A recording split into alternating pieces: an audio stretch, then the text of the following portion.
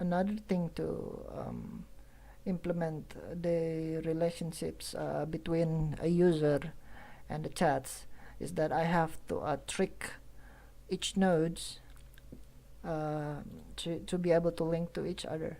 So let's say I have a users called Yospitra, and I have the users the testing 1 2 3.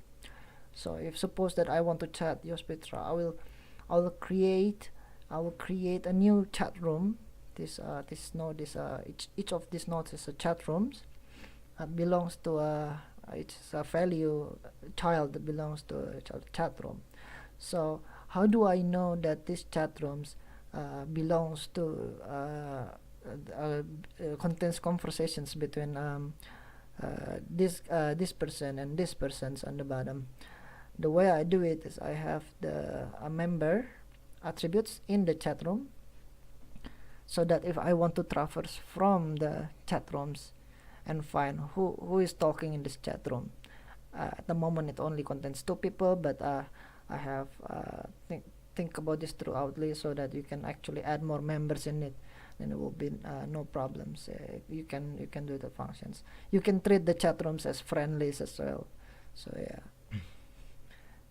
And then like you have a chats here, a chat node. Inside the chat node there will be a individual unique key which contains the chat you're sending, including the timestamp, the text in it, and if it's like a photo, like where you're gonna upload it. So for me in the applications, if you upload something, it's gonna upload to the Firebase storage. And the key and value inside these chat nodes is self-sustained.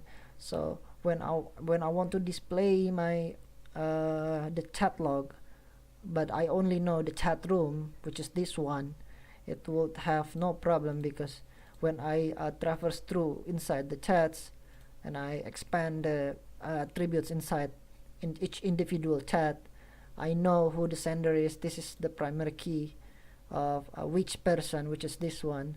So I know who the sender with, and etc. So basically, and now if I want to access certain chat room, because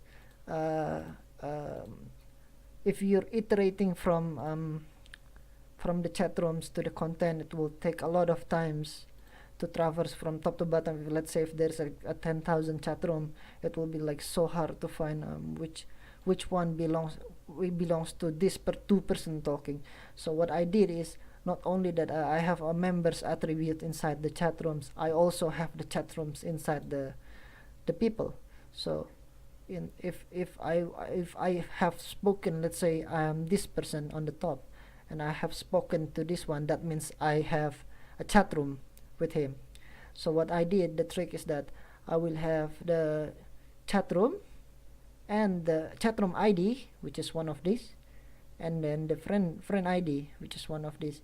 So like I can basically, this is the friend ID and this is the chat room ID. So basically I can find what is the chat room for talking to this guy.